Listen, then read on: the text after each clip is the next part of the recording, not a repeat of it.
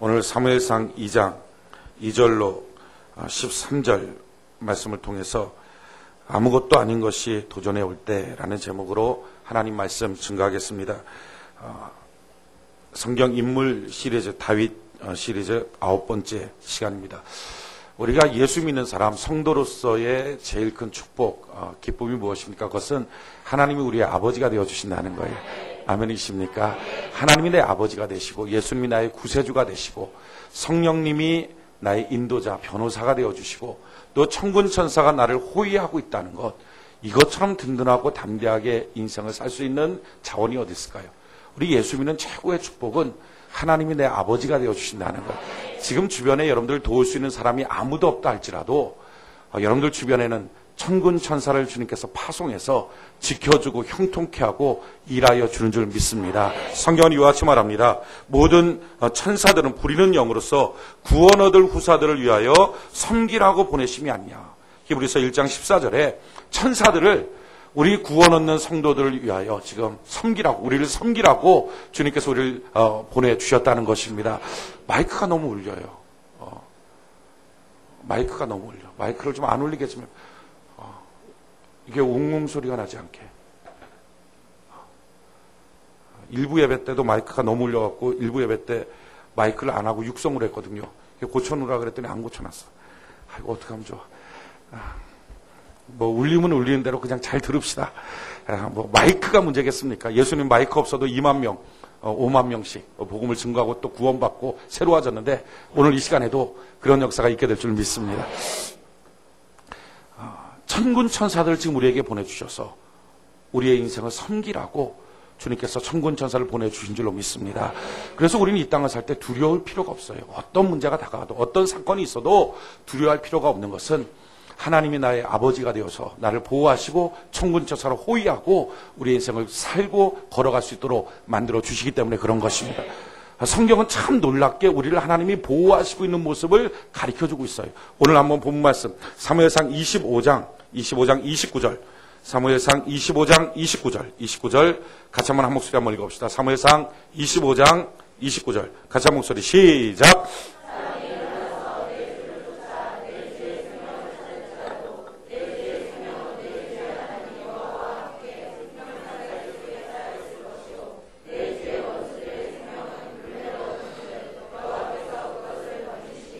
아멘. 자, 뭐라고 말하죠?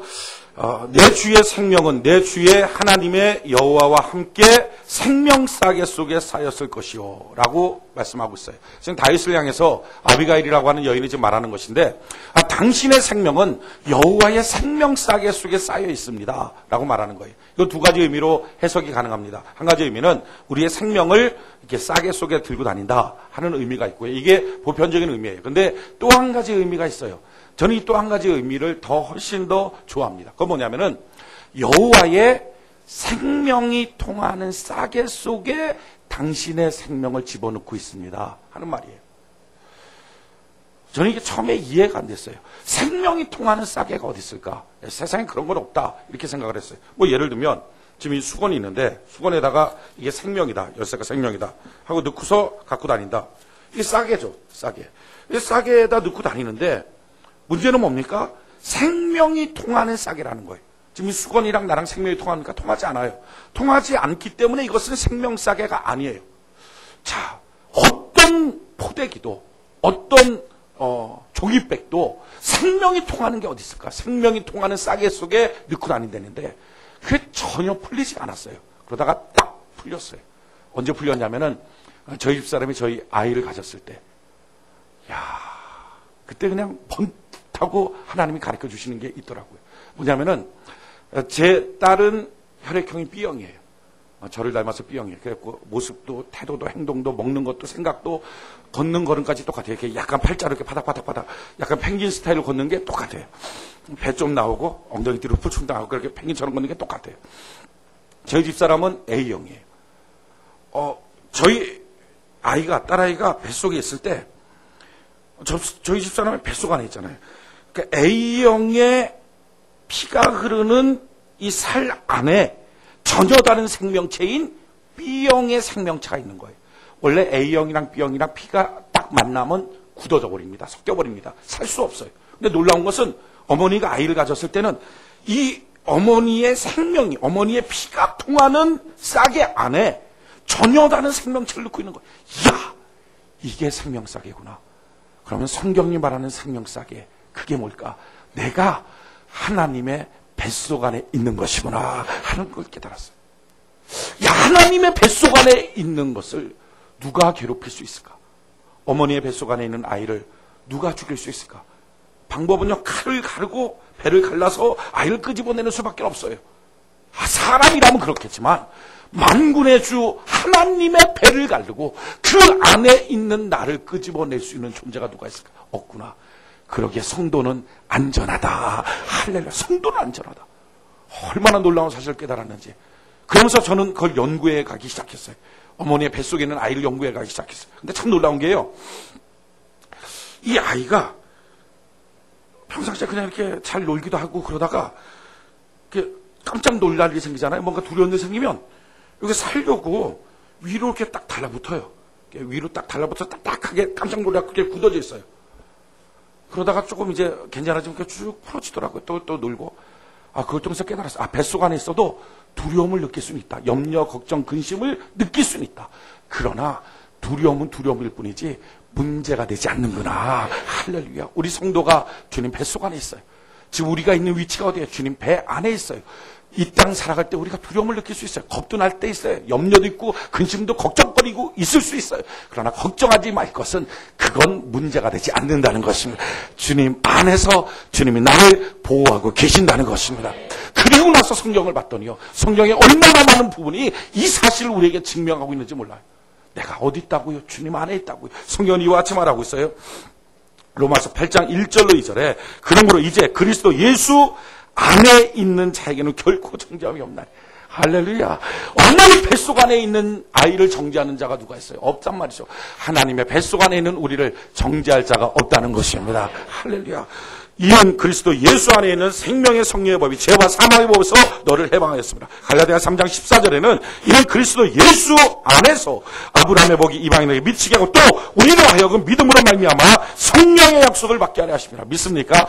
우리가 예수 그리스도 안에서 아브라함의 복을 받게 되는 줄 믿습니다. 또한 성경은 이와 같이 말해요. 고린도후서 5장 17절에 그런즉 누구든지 그리스도 안에 있으면 새로운 피조물이라. 이전 것은 지나갔으니 보라 새 것이 되었도다. 예수 안에 있는 존재예요. 에베소서 1장 12절에 이는 그리스도 안에서 전부터 바라던 우리로 그의 영광의 찬송이 되게 하려 하십니다. 빌립보서 4장 19절 올해 우리에게 주신 약속의 말씀이죠. 나의 하나님 그리스도 예수 안에서 영광 가운데 그 풍성한 대로 나의 모든 쓸 것을 채워주시게 될 것이다. 믿습니까? 우리에게 모든 것을 채워주신 하나님의 역사 어디에 나타나요? 예수 그리스도 안에서 나타난다는 것입니다. 이게 놀라운 사건이에요. 저와 여러분들이 지금 어디 있습니까? 예수님 안에 있는 줄 믿습니다. 그러기에 두려워할 수 있어요. 겁날 수 있어요. 염려도 있어요. 근심도 있어요. 그러나 중요한 한 가지 사실은 이 모든 것이 우리 인생에 문제가 되지 않는다는 것입니다. 그런데 우리는 어떻게 살아야 돼요? 이 두려움의 수많은 염려의 수많은 사건 속에 좌절하고 낙심하고 두려움 속에 쌓여버리는 게 아니라 하나님 안에서 나는 소망을 갖습니다. 이 모든 문제가 변하여 복이 되게 하여 주시고 이 눈물이 바뀌어서 찬송이 되게 하시고 이 근심이 바뀌어서 기도가 되게 하여 주시옵소서. 성경이 이와 같이 말이에요. 참 놀라운 말씀인데요. 잠언 10장 24절에 악인에게는 그의 두려워하는 것이 임하거니와 의인은 그 원하는 것이 이루어지느니라. 여러분, 악인은요 두려워하는 게 임하요. 그 악인의 특징 항상 두려워요. 염려해요. 걱정해. 뭐만 생기면 염려한다. 걱정이다. 큰일 났다. 문제 생겼다. 이게 악인들의 특징이에요. 그런데 우리는 예수의 피로 의인이 된 줄로 믿습니다. 의인의 특징은 뭐예요? 두려움이 아니라 원하는 것이 있어요. 소망이 있어요. 그래서 의인은 그 원하는 것이 이루어지느니라. 우리 일주일 살아갈 때 여러 가지 염려도 있고 걱정도 있고 근심도 있겠죠. 그런데 염려, 걱정, 근심 속에 빠지지 마십시오. 내가 좀 약한 게 있어요. 그럴 때 약할 때 큰일 났다, 약하구나 하지 마시고요. 약할 때 그렇습니다. 주님 나는 약합니다. 그러나 능력 주시는 주님 안에서 모든 것을 할 수 있을 줄 믿습니다. 하나님 내게 능력을 허락하여 주시옵소서. 그러니까 능력이 없이 약할 때 어떻게 하라고요?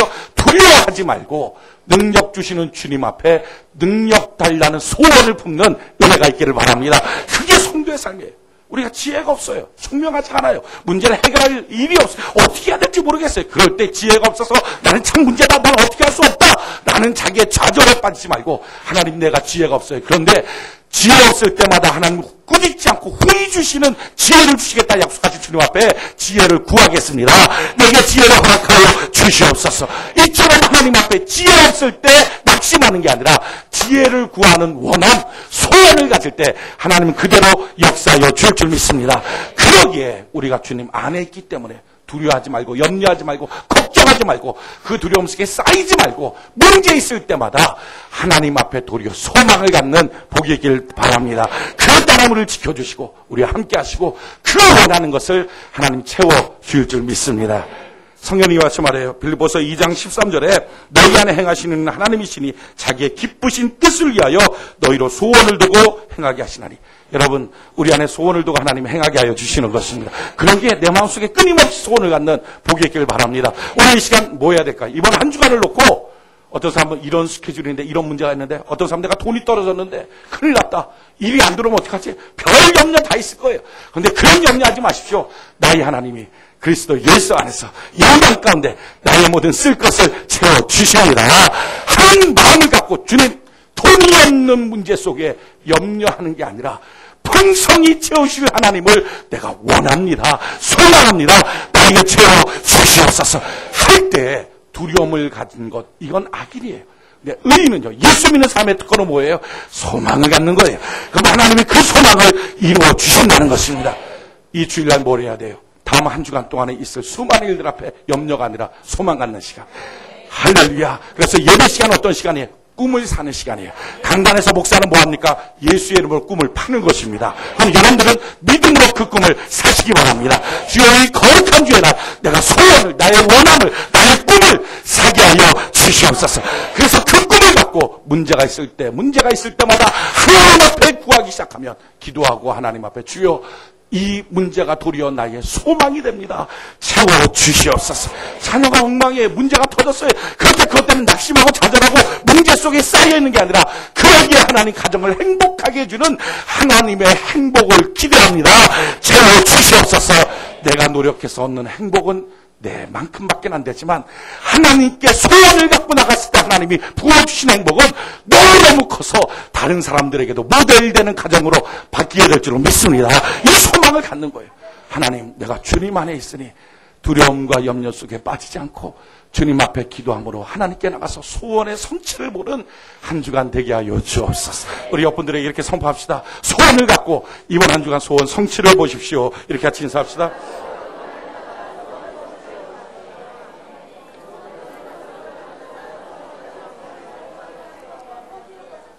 할렐루야. 그러기에 중요한 것은요, 세상 사람들에게는 위기고 근심거리고 문제거리고 자살할 이유지만 예수 믿는 사람에게는 그것이 기회예요. 그것이 소원을 갖는 기회예요. 그것이 꿈을 갖는 기회예요. 그게 다른 거예요. 예수 믿는 사람은요, 왜 이렇게 다르죠? 우리 위치가 그냥 방치되어 있는 위치가 아니라 주님 안에 있기 때문에 그렇습니다. 이게 우리의 삶이에요. 우리 좀 전에 불렀던 찬양에서 우리 이렇게 고백했어요. 주 안에 있는 나에게 뭐라고요? 난 근심이 있으랴. 십자가 밑에 나가 내 짐을 놓았네. 주님을 찬양하면서 할렐루야. 그 두려움이 바뀌어 내 기도 되었고 전날의 한숨 바뀌어 내 찬양 되었네. 내 주는 자비하셔서 내 궁핍함을 다 알아주시고 내 주와 맺은 언약은 영분별하셔서 마침내 천국 가는 그날까지 날 보호해 주시네. 믿습니까? 그러기에 문제 앞에 염려하는 게 아니라 아무것도 염려하지 말고 오직 기도와 간구로 너희 구할 것을 감사함으로 하나님께 아뢰라. 염려하지 말고 소망 갖고 기도하는 복이 있기를 바랍니다. 한번 따라합시다. 염려하지 말고 소망 갖고 기도하자. 아멘이십니까? 염려하지 말고. 이게 예수 믿는 사람의 특권이에요. 세상 사람은요, 기도할 대상이 없잖아요. 소망 가질 이유가 없잖아요. 근거가 없잖아요. 근데 예수 믿는 사람은 소망 가질 이유가 있어요. 나의 하나님이, 아멘이십니까? 그리스도 예수 안에서 소망이 있잖아요. 하나님이 그냥 하나님이 아니에요. 천지 만물을 지으신 이 신이 그냥 신이 아니에요. 나의 아버지가 되어주시는 거예요. 예수님이 나의 구세주가 되시는 거예요. 성령님이 나의 인도자와 변호사가 되시고 천군 천사를 파송하여 나를 지키고 형통케 하여 주신다는 것입니다. 그렇게 우리는 문제 앞에 기도할 수 있어요. 기도해 보십시오. 그러면 문제가 바뀌어 복이 되는 역사를 체험할 수 있게 될 줄 믿습니다. 우리 인생은요, 이처럼 안전한 자리에 있어요. 복된 자리에 있어요. 도리어 문제 속에 낙심하는 게 아니라 소망을 품을 수 있어요. 우리는 정말 차원 다른 인생을 살아갈 수 있어요. 우리 이런 인생 살아가는 복이 있기를 바랍니다. 오늘 다윗을 한번 우리가 살펴봅시다. 오늘 사무엘상 25장에 보면 지금 어떤 상황 속에 있는가? 다윗이 바란 광야에 있습니다. 그 바란 광야 그 중심에 마온이라고 하는 지역에 있는데 그 마온이라고 하는 지역에 보면 나발이라고 하는 사람이 있었어요. 근데 이 나발이라는 사람은요, 양이 3천, 염소가 1천, 심히 부하다 그랬어요. 2절에 보니까 심히 부한 사람 나발이 있었다. 그런데 그 나발이라는 사람은 어떤 사람인가? 3절에 보니까 그 사람의 이름은 나발이요, 그 아내의 이름은 아비가일이라. 그 여자는 총명하고 용모가 아름다우나 남자는 완고하고 행사가 악하며 그는 갈멜 족속이었더라. 이렇게 설명하고 있어요. 그러니까 좀 악한 사람이에요. 그런데 출신 성분은 어디냐? 갈멜 족속이에요. 갈멜 족속이라는 말은요, 이 갈멜, 갈렙, 이게 같이 쓰이는 언어입니다. 그래서 갈렙 족속이에요. 우리가 갈렙 알죠? 여호수아 갈렙. 그러니까 믿음의 용장. 200만 나왔을 때 광야에서 다 죽고 2명만 가나안 땅 들어왔는데 그 사람이 여호수아와 칼렙이에요. 그 칼렙 족속. 그러니까 이 나발의 할아버지 계속 쫓아 올라가면 그 위에가 칼렙이 있어요. 믿음의 가문이에요.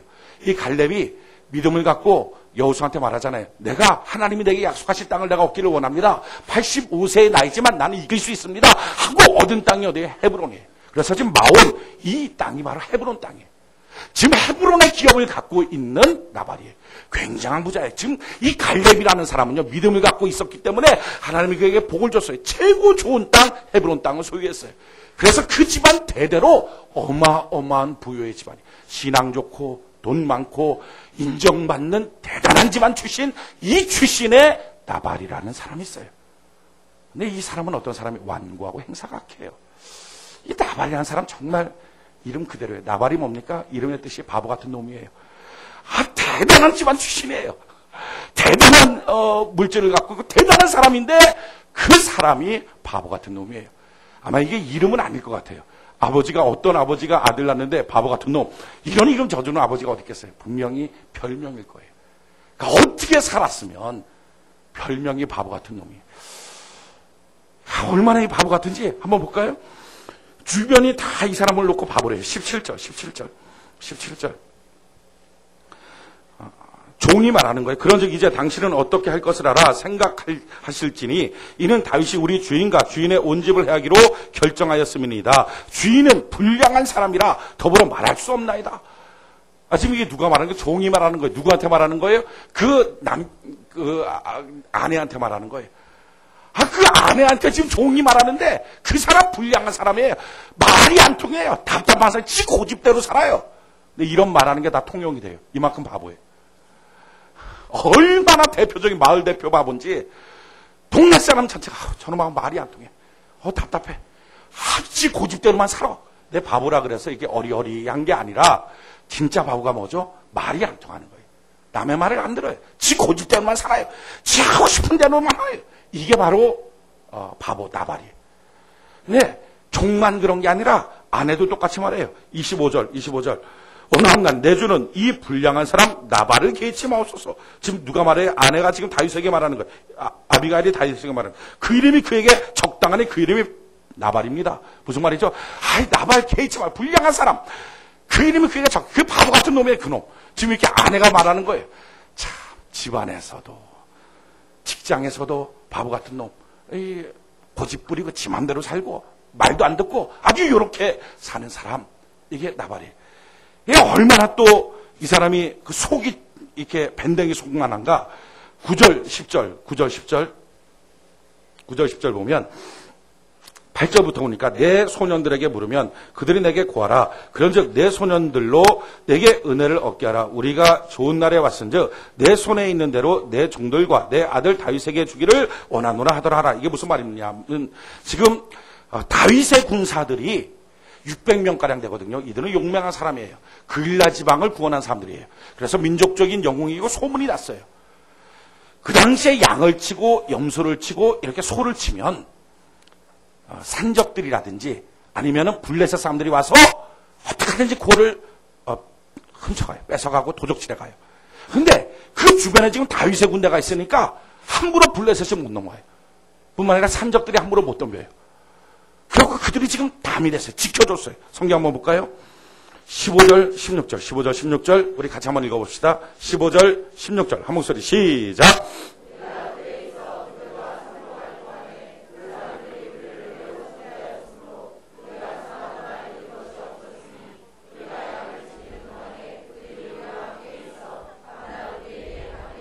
자, 뭐가 됐다고? 밤낮 우리에게 담이 됐다. 우리를 지켜줬다. 은혜를 베풀어줬어요. 그러니까 다윗이 그 나발의 집안들을 잘 지켜줬어요. 그러고 나서 지금 그 집이 양털 깎는 때가 됐어요. 양털 깎으면 그거 갖고 털을 팔아서 이제 돈을 벌거든요. 그래서 마을 잔치를 벌려요. 주민들 다 모아놓고 먹을 거 주고 뭐 필요한 거 주고 돈도 주고 이러는 거예요. 그럴 때 다윗이 그 소식을 듣고 지금 사람들을 보낸 거예요. 우리한테도 좀 먹을 거를 달라. 다윗의 입장은 600명이나 자기 군사가 되니까 그거 먹여 살리는 것만 해도 너무 바빠요. 그러니까 이런 기회가 왔을 때 잘 됐다. 가서 우리가 그동안 그에게 은혜를 베풀었으니까 먹을 거 좀 달라 하고 먹을 거 좀 보낸 거예요. 근데 그것 조금 아까워서 뭐라고 말하죠? 10절, 9절, 10절, 11절, 9절, 10절, 11절 같이 한번 한 목소리 읽어봅시다. 시작.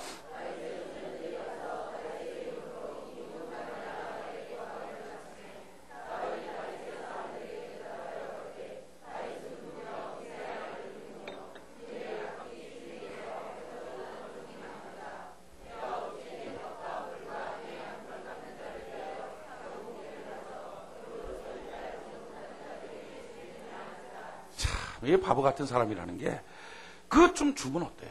그거 주면 얼마나 좋아요? 지금까지 은혜 베푼 것이 어딘데, 또 뿐만 아니라, 그렇게 한번 주고 나면 앞으로도 자기 양떼 지켜줄게 이득이 얼만데, 그거 못해. 당장의 손에 얼마, 그게 너무 그냥 가슴 떨리는 거예요. 그냥 안 주는 거예요. 차라리 안 주면, 아유, 죄송합니다. 지금 뭐 좀 부족하네요. 다음번에 오시면 꼭 드릴게요. 이렇게 좋은 말이라도 하면 되는데, 바보는요, 지 고집세니까, 지가 대장이니까, 그걸 못하는 거예요. 함부로 말하는 다윗한테, 야, 억지로 주인 떠난 종 같은 놈아, 너한테 줄 게 뭐가 있냐. 아주머니 그냥 확 깎아내려. 결국 어떻게 돼요? 다윗이 죽인다는 말만 듣고요, 깜짝 놀라서 굳어서 죽었어요.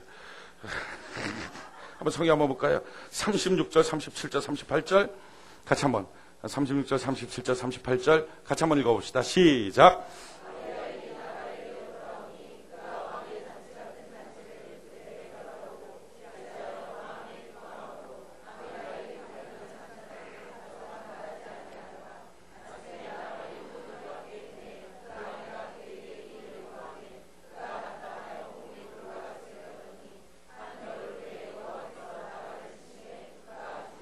그렇죠. 왕의 잔치같이 막 대치하고 기분 좋다가 그 다음날 와서 또 말하는 거죠.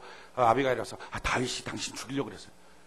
죽인 것도 아니야. 칼 들고 지금 찾아온 것도 아니고 죽이려고 그랬어요. 라는 말만 듣고 속이 또 요만해갖고 깜짝 놀래갖고 온몸이 탁 굳어갖고 뇌출혈 나타나는 거죠. 뇌출혈. 지금으로 따지면 풍 걸렸고 띡 하고 죽었다는 거예요. 바보 아닙니까 인생이. 그거 좀 아끼려고. 아끼는 것도 아니죠. 그거 좀 주는 거 싫어갖고. 그렇게 좋은 신앙의 가문이에요. 그렇게 좋은 부교를 갖고 있는 대대로 부교를 얻은 가문. 최고 좋은 땅, 헤브론 땅에 있는 사람이에요. 유명한 사람이에요. 그런데 문제는 뭐예요? 사람이 문제예요. 아무리 좋은 가문이라도, 아무리 돈이 많아도 문제는 그 사람이에요. 그 사람이 바보 같으니까 인생이 안 돼요. 여러분, 예수 믿는 게 왜 중요합니까? 예수 믿으면요, 사람이 바뀌어요. 그런즉 그리스도 안에 있으면 새로운 피조물이라. 이전 것은 지나갔으니 보라 새 것이 되었도다. 전에는요, 염려, 걱정, 근심 이게 너무 많아요. 그래서 사람들 말이 들리지도 않아요. 다른 사람 위로해 주는 거 꿈에도 못 가. 자기가 지금 급한데 어떻게 다른 사람 위로해 줘요?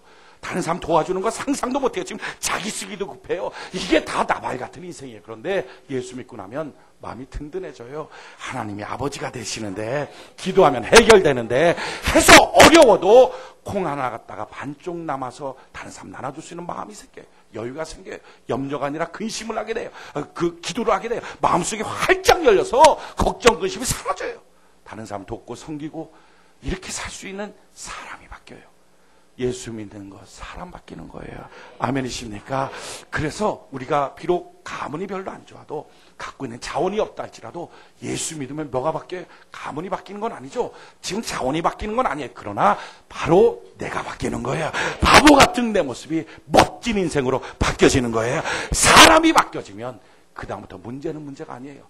그 사람이 괜찮아지면, 난이 향이 좋으면, 여러분 난이 향이 좋으면요, 그게 숲속에 있어도 거기에 길이 납니다. 왜냐하면 향이 좋으니까 사람들이 자꾸 찾아오는 거. 뭐 어디서 이렇게 향기가 좋고 자꾸 찾아오는 거. 결국 길이 생겨요. 길이 없다고요? 걱정하지 마십시오. 여러분들이 예수 향기 나는 사람으로 바뀌어지면 길이 생기게 될 줄로 믿습니다. 예수 믿는 축복, 사람 바뀌는 것, 새로운 피조물 되는 것, 이게 축복이에요. 오늘도 저는 여러분들이 여러분 자신이 말씀 안에 바뀌어지는 복이 있기를 바랍니다. 내가 참 멋진 인생으로, 내가 참 견디하는 사람으로 바뀌어지는 거예요. 자, 오늘의 중심은요, 이 나발이 아니고 다윗이에요. 바보 같은 놈, 이놈이 아니고, 오늘 중심은요, 하나님의 자손, 하나님의 자녀였던 다윗이에요. 자, 이 소식을 지금 다윗이 들었어요. 어떡할까요? 자, 여러분들 같으면 어떨까요? 어떤 사람이 있는데, 진짜 치사한 인간. 못되고 지만 알고 고집 부리고 말도 안 듣고 치사한 인간. 그냥 그래 치사한 인간이긴 하지만 그래도 옆에 있으니까 같이 밥 먹자 그래갖고 시간마다 점심때마다 가서 밥 먹자 그래갖고 밥 먹고 나면 그럼 밥 한 끼를 좀 사야 되는데 밥도 안 사고 그냥 맨날 자기만 돈 내고, 밥 먹고 나서 커피 마시자 그럼 뭐 괜히 커피 먹자 말만 해놓고 커피값도 안 내고, 그럼 자기가 또 커피값 내고, 이렇게 짠돌이. 뭐 그러다가 혹시라도 뭐 밥 먹고 난 다음에 밥 계산할 때쯤 되면 괜히 신발끈 오래 묶고, 괜히 또 계산할 때쯤 되면 화장실 한번 갔다 오고, 이래갖고 먼저 냈어 뭐 이렇게 하고 한 번만. 그러니까 너무 얄미우니까 에이 언제 가지? 턱 치면서 오늘 밥 먹으러 갑시다. 오늘 당신 한번 내요. 그러면 처음에 밥 먹으러 가자. 그럼 좋다고 해놓고서 당신 한번 내요. 그러면 아니 나 굉장히 바쁜데 약속이 있는데 갑자기 빠져나가고. 얄밉지 않습니까 이런 사람? 그럼 빠져나가고 어디가 있나 보면 이제 밥 먹으러 가면 저 식당 굳혀서 혼자 밥 먹고 있고.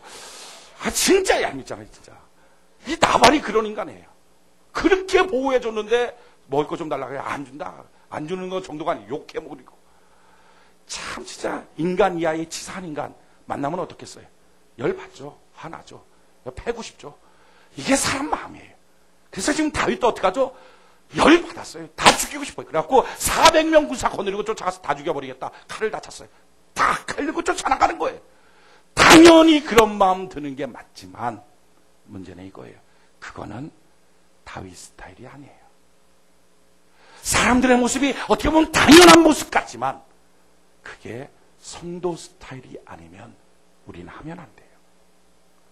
우리는 세상 사람과 똑같이 사는 사람이 아니라 하나님의 자녀답게 사는 거예요. 빛처럼 소금처럼 살아가는 거예요. 이게 우리의 모습이에요.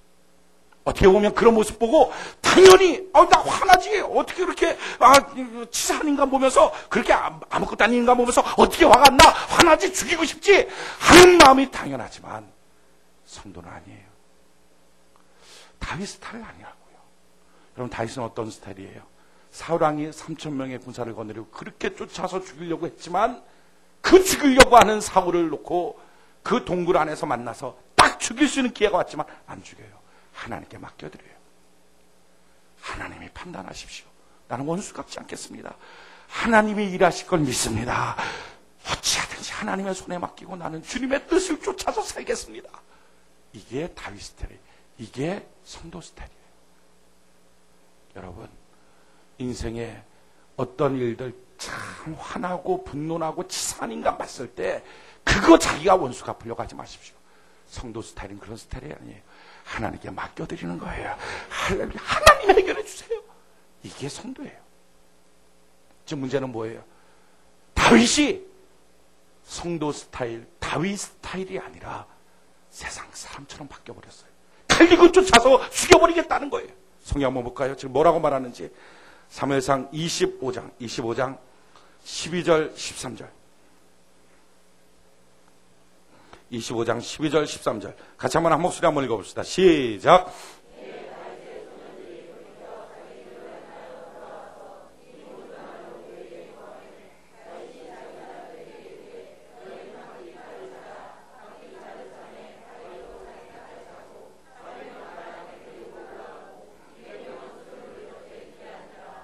자, 22절 같이 한번 봅시다. 22절 한 목소리. 지금 다윗이 막 칼 들고 쫓아오면서 외치는 거예요. 22절 같이 한 목소리. 시작.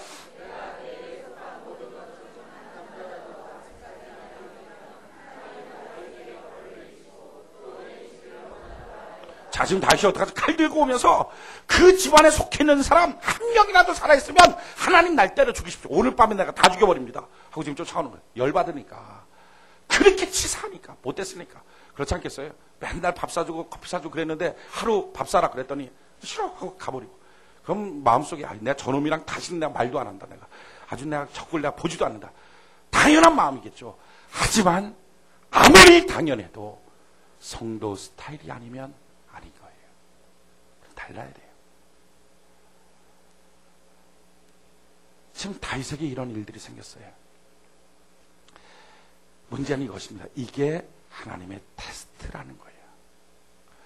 하나님은 하나님의 사람들을 테스트하십니다. 그리고 테스트에 통과할 때마다 하나님 놀라운 것으로 그에게 채워주십니다. 우리가 지금 3주 연속으로 다윗이 받았던 테스트들을 지금 보고 있어요. 제일 첫 번째 테스트가 뭐죠? 그일라의 테스트예요. 지금 그일라의 테스트는 뭡니까? 지금 다윗이 사울에게 쫓겨서 도망다니는 신세예요. 자기 목숨 하나 지금 얻는 것조차도 힘들어요. 그렇게 도망다니는데 소식이 들렸어요. 유대 땅 그일라에 블레 사람들이 들어와서 지금 침탈합니다. 먹을 것 다 뺏어가고 지금 죽이려고 합니다. 이 소식을 들었어요. 왜 이런 소식이 나한테 들려?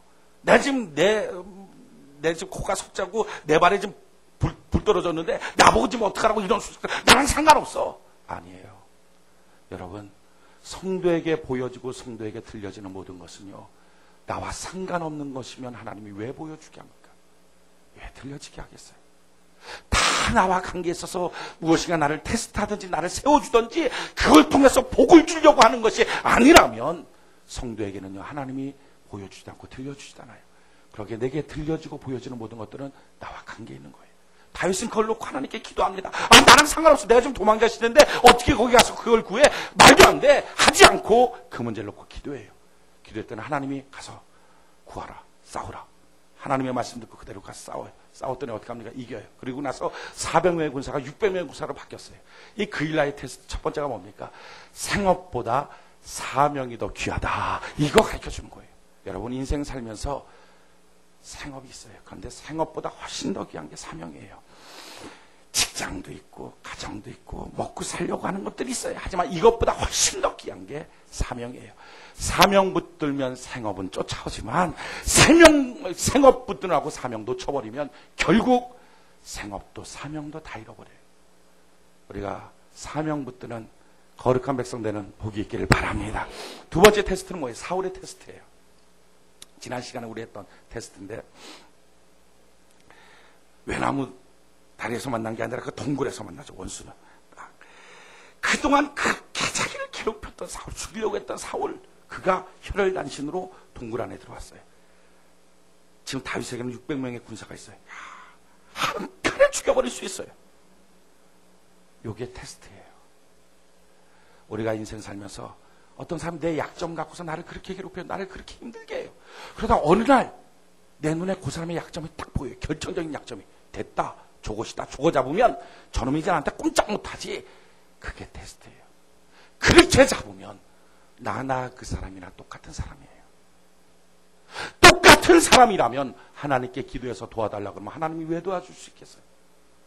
야, 너나 그 사람이랑 똑같은데 내가 왜 너 편드냐? 내가 왜 너를 도와주냐? 하지 않겠어요. 우리 인생 살면서 어떤 사람의 약점이 발견되거든 그 사람이랑 똑같이 하는 게 아니라, 하나님, 내가 그 사람과 똑같이 사는 게 아니라 내 속이 싹 사라지고 오직 주님의 은혜로 주의 형상을 닮게 하셔서 이 순간에도 세상의 방법, 사람의 방법이 아니라 하나님의 방법을 택하여 살 수 있도록 나를 도와 주시옵소서. 이게 테스트예요.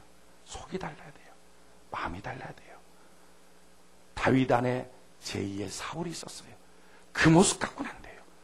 우리 안에 제2의 세상이 있다면, 우리 안에 그토록 싫어하는 어떤 또 다른 사람의 모습이 우리 안에 있다면 그거 안 돼요. 주님, 내 안에 그와 똑같은 방법으로 대하는 게 아니라 그와는 전혀 다른 방법으로 대하도록 나를 도와 주시옵소서. 이게 사울의 테스트예요. 오늘 세 번째 테스트가 바로 나발의 테스트예요. 나발의 테스트는 이것입니다. 정말 다윗 생각할 때 나발은 아무것도 아니에요. 한 주먹거리도 안 돼요. 속된 말로 표현하면 한 주먹거리도 안 되는데 그게 막 괴롭히는 거예요. 그게 막 뭐라 그러는 거예요. 함부로 그러는 거예요. 분노가 나죠. 견딜 수 없죠. 야, 저게 뭔데 나한테 저래. 이런 느낌 들죠. 그런 느낌 들었을 때 너 어떡할래? 이게 테스트예요. 그때 필요한 게 뭡니까? 하나님, 내가 스스로 원수 갚는 게 아니라 하나님께 맡겨드리고 분노나는 내 마음을 내가 통제합니다. 내가 내 마음을 통제하는데 하나님 나를 붙들어 주시옵소서. 내가 내 마음을 통제해야 하나님도 내 마음을 잡아주신다 하는 거예요. 한번 따라할까요? 내가 내 마음을 통제해야 하나님도 내 마음 잡아주신다. 이게 원리예요. 이게 지금 나발의 테스트예요. 많은 사람들은 어떤 상황이 닥치고 어떤 일이 닥치고 어떤 사람을 만나면 화나서 견딜 수 없다. 이런 상황에서 내가 어떡하냐고, 이런 문제 속에 내가 어떡하냐고, 난 견딜 수 없다고. 그때 하나님의 테스트는 이거예요. 야, 빨리 너 마음 잡아. 너가 너 마음을 팽개쳐버리면 나도 너 마음 잡지 못해. 그렇게 팽개치고 나면 마귀가 그때부터 너 마음을 튼다. 험악하게 너 인생을 만들 거야. 너 마음 너가 잡아. 그래서 하나님 앞에 내 화나는 것, 괴로운 것, 눈물 나는 것, 어떻게 이럴 수 있느냐, 억울한 것 하나님의 손에 맡겨드리고 내가 내 마음 딱 붙잡고 주님, 내 마음의 평강을 주시고 나를 인도하여 주시옵소서. 내가 내 마음의 안정을 붙잡습니다. 하나님 도와주시옵소서. 할 때부터 하나님이 그를 붙잡고 인도하여 주시는 거예요. 격이 다른 인생을 사는 거예요. 지금 다윗에게 있어서의 테스트가 바로 이 나발의 테스트예요. 첫 번째 그일라의 테스트 통과했어요. 사울의 테스트 통과했어요. 그런데 세 번째 나발의 테스트에 지금 다윗이 쳤어요. 막 화냈어요. 왜 어떻게 저런 것들이 있어? 자기가 자기를 통제를 못하는 거예요. 화가 나는 거예요. 많은 사람들이 큰 일들은 잘 처리하는데 작은 일에 처리를 못해요. 그래서 함부로 화를 내요. 그런데 놀라운 것은 하나님의 은혜예요. 그렇게 무너져가는 다윗, 하나님의 자녀를 오점이 없도록, 신앙의 오점, 인생의 오점이 없도록 하나님이 바꿔주시고 잡아주시는 거예요. 오늘 성경 한번 볼까요? 하나님이 어떻게 그를 지켜주시고 있는가? 26절부터 31절까지 26절부터 31절까지 같이 한번 한 목소리 한번 읽어봅시다. 시작.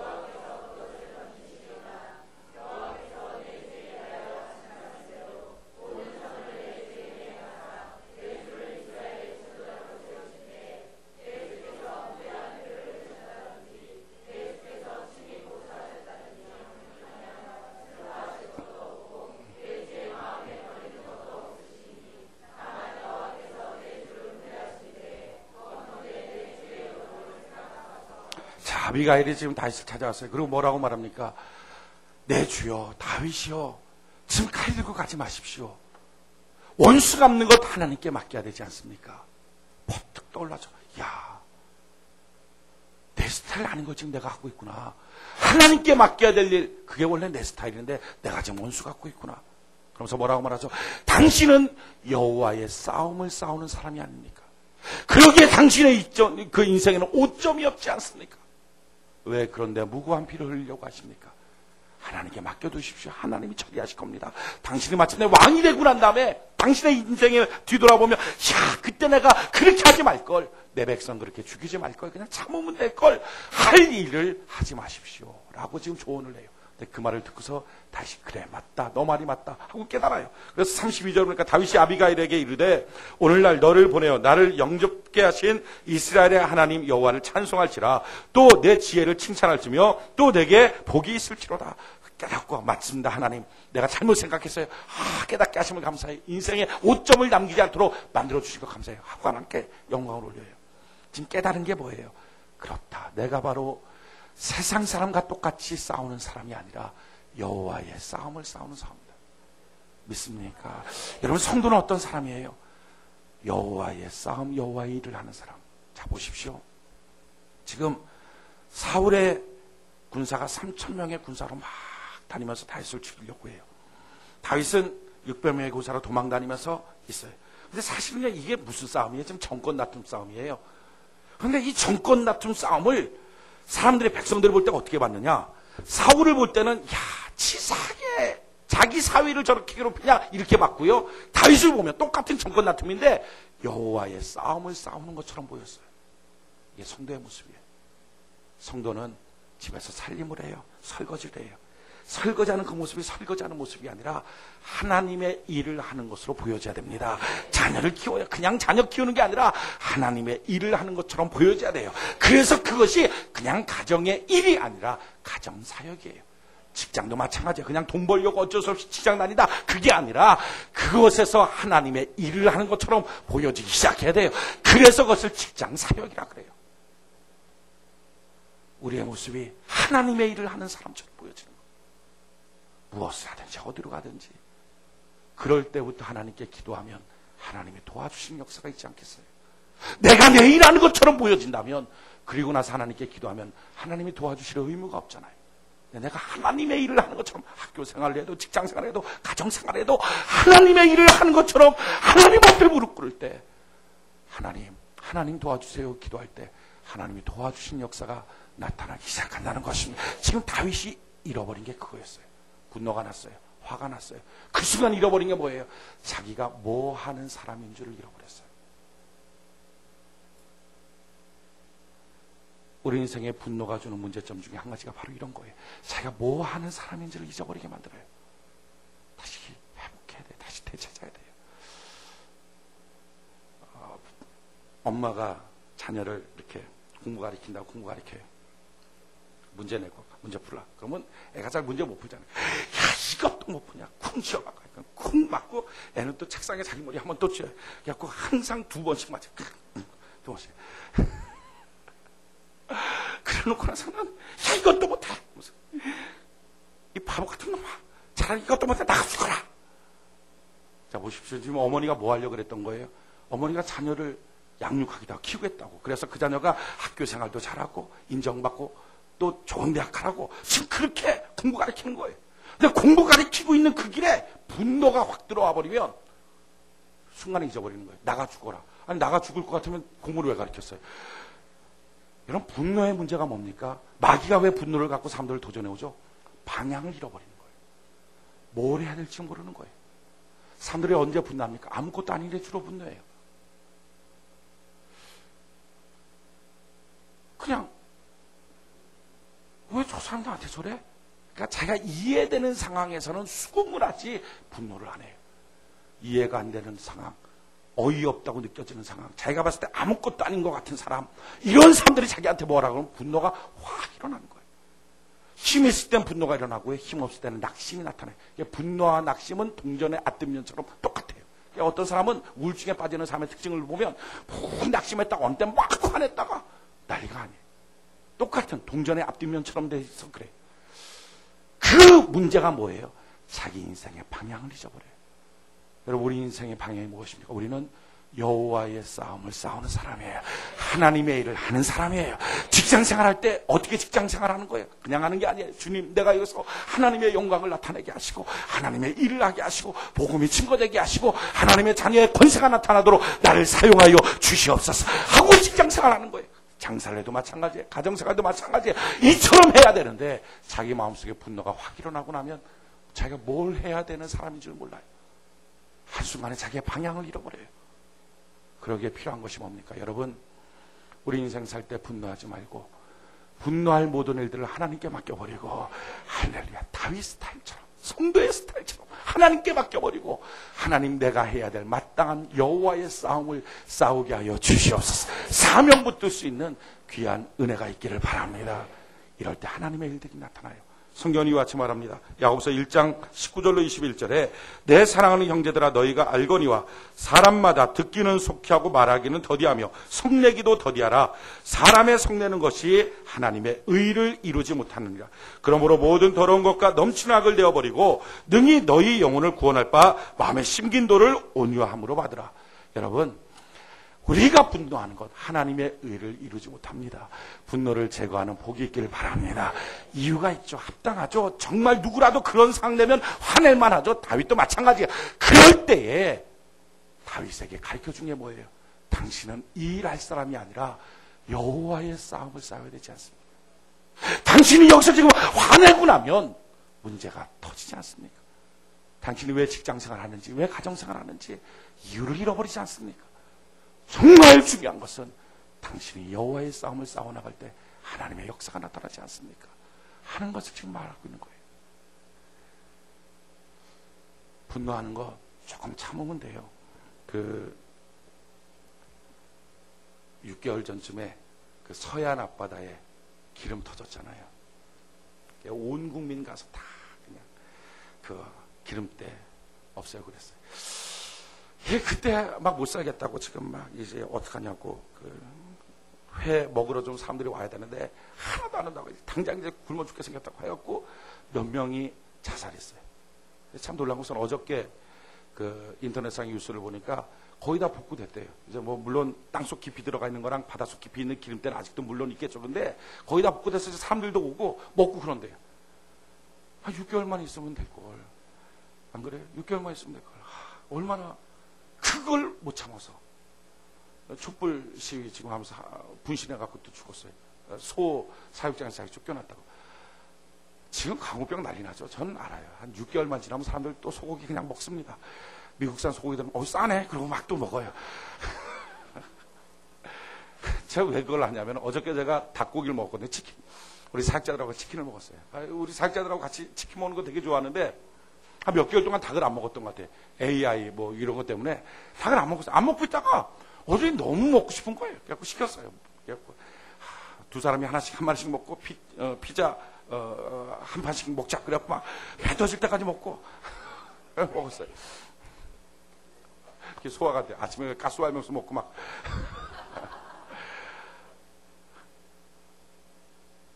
그거 먹던 사람이 AI라고 안 먹습니까? 처음에나 그렇지 몇 개월씩 안 먹어요. 광우병 소고기 먹던 사람이 그거 안 먹어요. 몇 개월. 올 여름 보십시오. 제가 장담하건대 서해안 그쪽 회 먹으러 사람들 디글디글 내려갈 겁니다. 아마. 조금만 참으면 문제 없어요. 그러면 새 일이 생기고 새로운 생각이 들어와요. 근데 그 순간 못 참으니까 자기 인생의 방향을 잃어버려요. 여러분, 분노하는 것으로 하나님의 의가 이루어지지 않습니다. 참을 수 있는 복이 있기를 바랍니다. 참고 그 시간에 사명을 붙드십시오. 하나님, 내가 무엇을 해야 되는지의 사명을 붙들고 이 길을 걸어갈 수 있도록 나를 도와 주시옵소서. 가장 중요한 것은요, 그와 같이 하면서 하나님의 은혜가 임해야 돼요. 아무리 내가 결심해도 은혜가 임하지 않으면 소용없어요. 내 힘만 갖고서는 안 돼요. 은혜가 바다 밀물처럼 쫙 밀려와야 그 모습이 아름답고 좋죠. 그게 썰물처럼 쭉 빠져나가면 해변가에 온갖 쓰레기 있는 것처럼 우리 똑같아요. 설교하는 목사나 말씀 듣고 있는 성도들이나 사실은요, 하나님의 은혜가 임해야 천사처럼 바뀌지 은혜 빠져나가면 다 비슷해요. 그래서 항상 주님의 은혜가 임해야 돼요. 하나님, 내가 그런 상황이 막상 딱 닥쳐왔을 때 이론적으로 알고 듣고 그래서 그렇게 해야지 하는 정도가 아니라 그 시간 하나님의 은혜가 나를 사로잡아서 예수의 향기만 진동하도록 나를 도와 주시옵소서. 그냥 화내갖고 사람도 잃어버리고, 화내갖고 자기 인격도 무너지고, 화내갖고 자기가 뭐하는 사람인지도 놓쳐버리고, 그 길을 걸어가고 있는 길에서도 스톱해버리고 다 잃어버려요. 하나님의 역사가 나타나지 않아요. 근데 분노 나는 것, 자기 감정대로 자기가 딱 통제를 해야 되는데 그게 잘 안 돼요. 그때 필요한 게 뭐예요?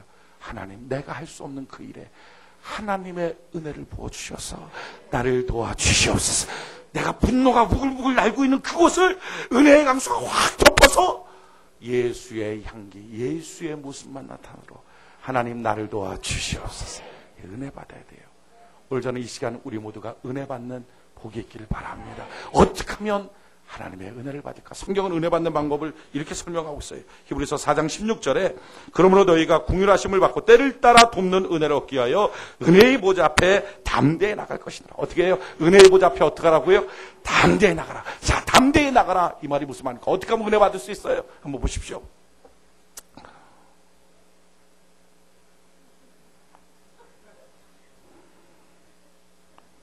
이거 은혜 받게 생겼어요. 아주 어떻게 해야 되죠? 주여 은혜를 부어 주시옵소서. 이게 은혜 받는 거예요. 이게. 자, 오늘 이 시간 저는 여러분들이 다 은혜 받는 사람 되는 복이 있기를 바랍니다. 예배를 나가도 마귀는 은혜를 받지 못하게 해요. 그래서 어떻게 하죠? 아는데 못하는 거예요. 화내면 안 되지. 이번 한 주간 우리 분노하지 말자 말씀드렸어요. 왜 이 말씀이 선포될까요? 이번 한 주간 오늘부터 시작해서 화낼 일 많다는 얘기예요. 우리가 모르지만 화낼 일들이 쭉 있으니까 하나님이 화내지 마. 화내면 인생 망쳐. 이거 지금 가르쳐 주는 거예요. 그러니까 어떤 사람 꼭 이러더라고요. 목사님 이상하게 말씀만 들으면 왜 말씀과 꼭 반대되는 상황이 많이 일어나죠? 그러니까 말한 거죠. 안 그래요? 야, 차 조심해. 차 하나도 없는 곳에서 차 조심해. 누가 이래요? 산속에 있는데 가서 물 조심해. 아니, 바닷가로 갈 때 물 조심하는 거지. 그래서 우리 인생에 이번 한 주간 화낼 일이 오늘부터 많겠죠. 어쩌면 이미 화내고 온 사람도 있을 수 있어요. 부부간에. 어찌됐든 간에 화낼 일 많은 이 한 주간이 생길 때 하나님이 우리에게 주시는 말씀이 뭐예요? 너 화내는 걸로 의가 안 이루어져. 화내는 걸로 하나님의 역사가 이루어지지 않아. 화내지 말아야 돼. 우리는 들었어요. 알아요. 그래갖고 아마 이번 한 주간 살 때 생각할 거예요. 그래, 화내지 말자. 그런데 자기도 모르게 확 올라오는 순간에 확 해놓고 뒤돌아서서 화내면 안 되는데 이건 소용이 없잖아요.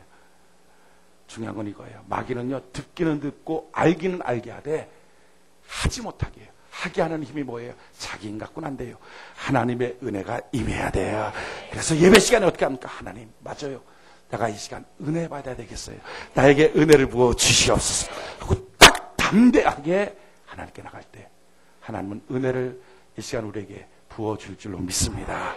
두 번째, 어떻게 하면 은혜를 받는가? 성경은 이렇게 말해요. 시편 31편 19절에 주를 두려워하는 자를 위하여 쌓아두신 은혜 곧 인생 앞에서 죽게 피하는 자를 위하여 베푸신 은혜가 어찌 그리 큰지요. 우리가 매사에 주님께 피하는 복이 있기를 바랍니다. 어저께 그 집에 있는데 우리 성전 짓고 있는 건축에 감리 맡고 있고 설계 맡고 있는 함승 집사님이 전화가 왔어요. 목사님 좀 뵐 수 있을까요? 왜 그러나요? 현장에서 좀 상담할 게 있는데 한번 목사님 모시겠어요. 그래서 제가 막 쫓아갔어요. 무슨 일이냐고. 근데 이제 얘기하는 게 이거예요. 어저께니까 오늘이죠. 오늘 공구리를 쳐야 된대요. 이제 콘크리트를 쳐야 된다.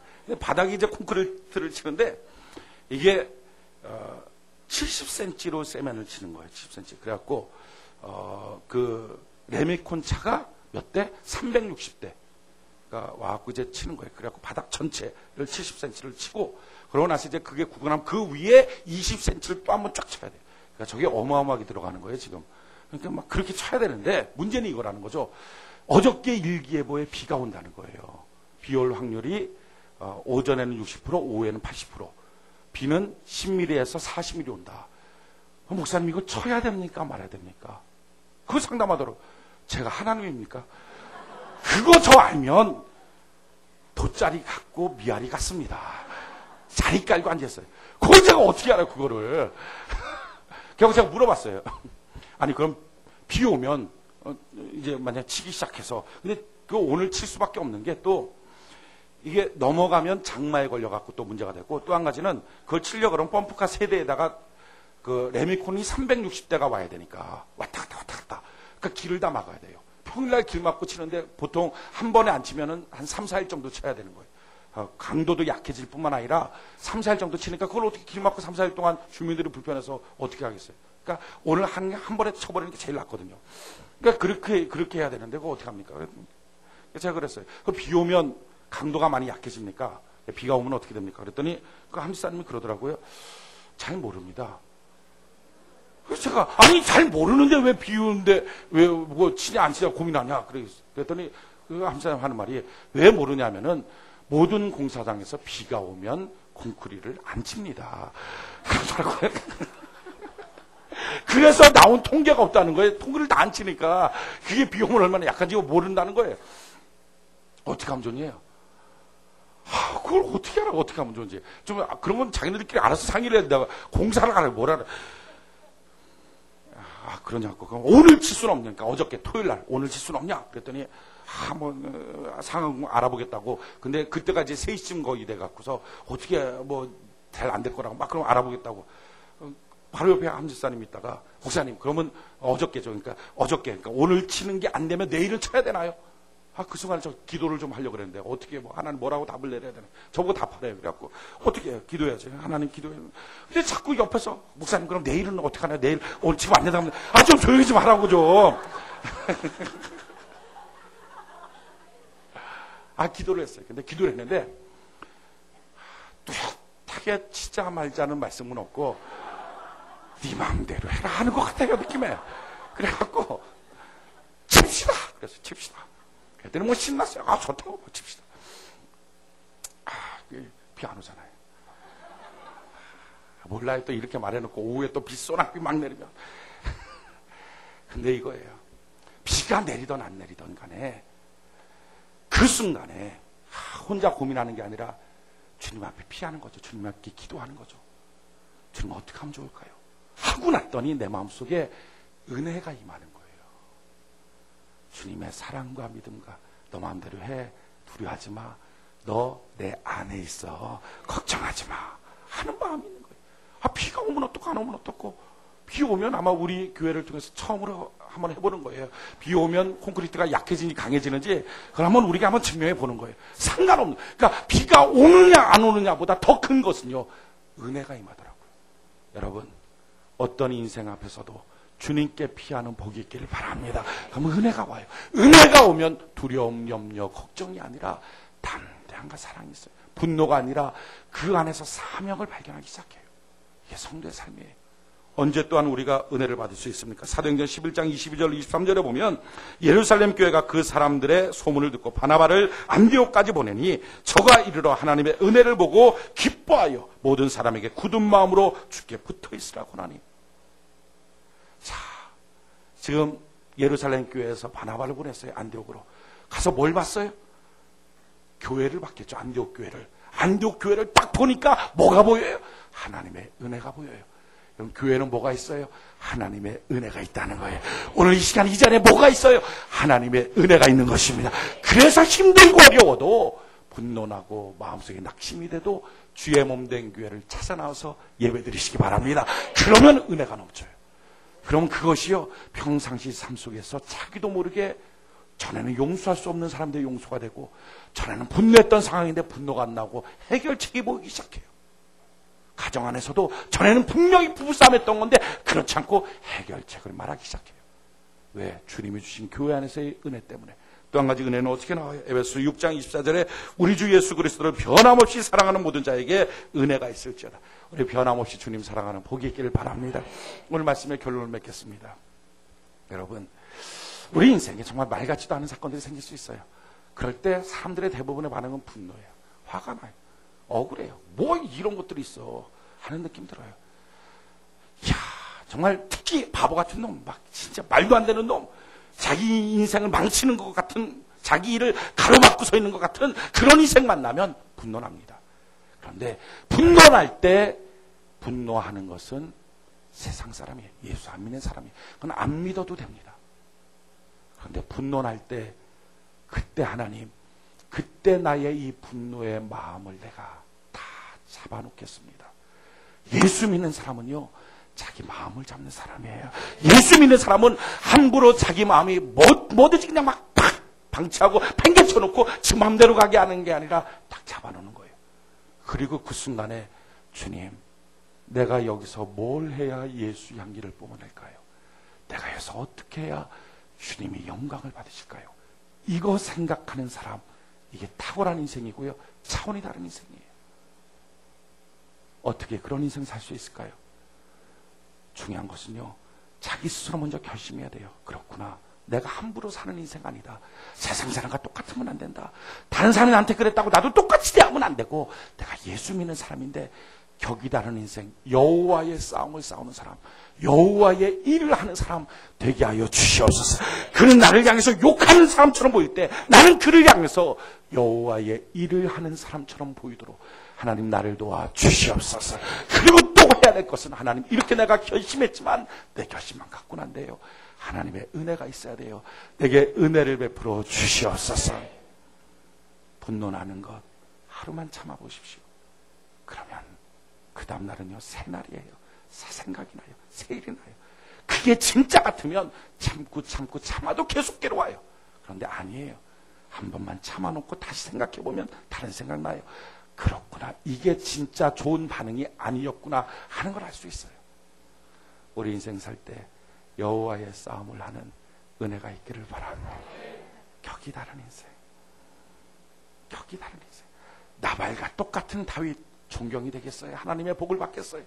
세상 사람과 똑같은 나 복을 받겠어요? 존경을 받겠어요? 아니에요. 하나님, 세상과 다른 인생으로 내가 살아가도록 나를 도와 주시옵소서. 우리